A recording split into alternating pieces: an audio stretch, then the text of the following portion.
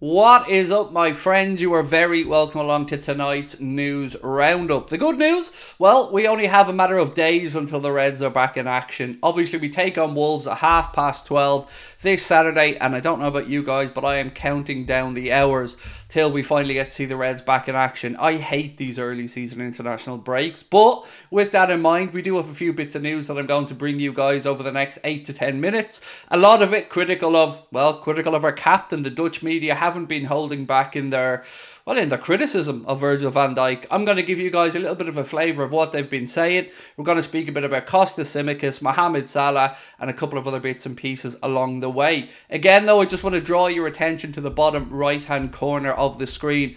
We have launched a brand new channel called Top of the League. I hope it's going to be your second favourite football channel after Anfield Agenda, of course. And we will be kicking it off with a watch-along of Bayern Munich versus Manchester United in the Champions League on Wednesday the 20th of September. We're going to be live from 7:30. So if you scan that QR code, or you can go into the description of this video, there'll be a link there to the new channel. We'd love to have you guys subscribe, and we're going to be doing breaking news stories, all the biggest games across the Premier League in Europe, and lots of other bits and pieces along the way. Obviously, anything Liverpool related will be staying here on Anfield Agenda. So you know what to do. Let me know your thoughts on what I'm about to speak about in the comment section. Drop a like on the video, and if you haven't hit the subscribe button, please do. So let's start off with the criticism of our captain Virgil van Dijk. And it's harsh, and it does feel like the Dutch media like to be harsh on their players. Remember, we've already had Ryan Gravenberch coming in for some criticism in the Dutch media because he didn't go over for the under-21s game. The national team coach, Ronald Koeman, the senior team coach, of course,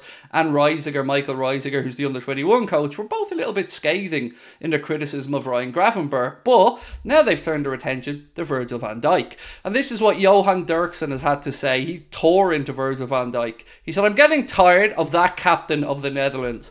So let's just stop that for a second. That captain of the Netherlands. Not our captain, not Virgil van Dijk. I'm getting tired of that captain of the Netherlands. If there's a lack of performance, he uses all kinds of cliches to explain what went wrong. Can he still handle the level? No. He's on his last legs. I never thought of him as a star. He looks good, but I don't think he's a very good defender. He was only strong in the air. So that's very, very harsh, right? Now, I kind of agree to some extent that I think Virgil's best days are behind him, and it's one of the reasons why I wanted us to try and bring in a left-sided centre-back in the summer window to increase the competition and hopefully push Virg on. But I do feel since his injury, he's definitely lost a little bit of pace, and I think if you speak to even the most ardent of Liverpool fans, we will say there's been a drop-off in Van Dijk's level.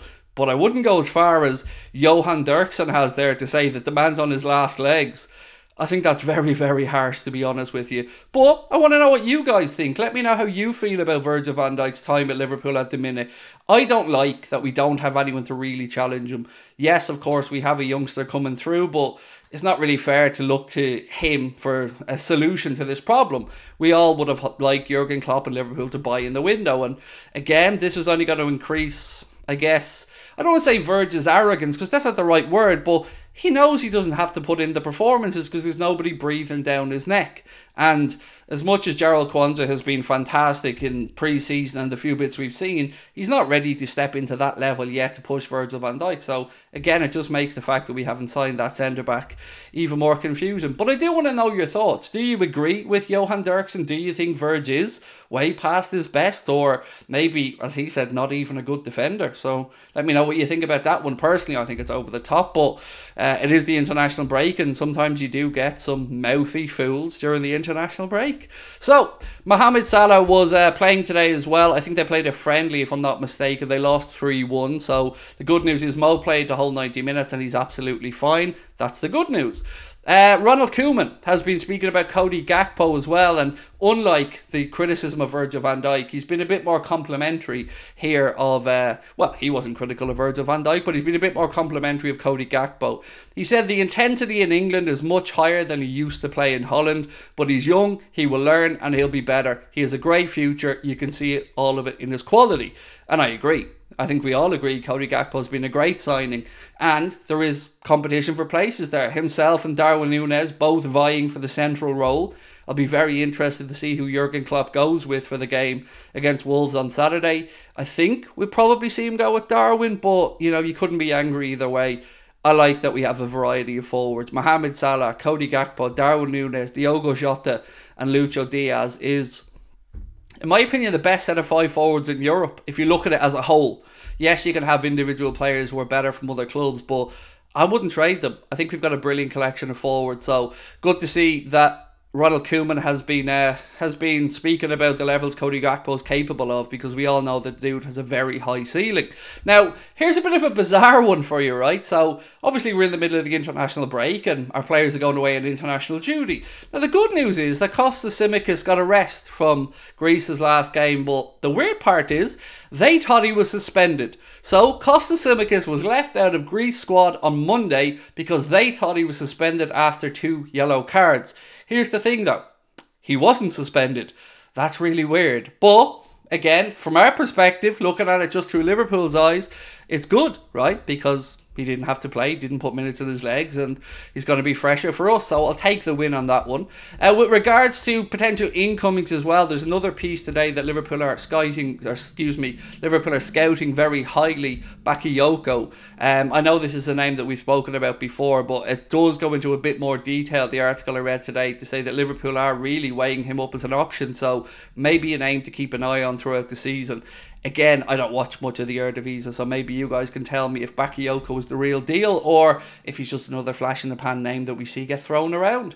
Again, it's important to remind you guys that Virgil van Dijk won't be available for the game against Wolves this Saturday. He is finishing the second game of that suspension of his from the red card against Newcastle, so it'll probably be Joe Gomez and Joel Matip that will be making the team, unless Ibrahima Konate is back and the gaffer's convinced that he's ready to go.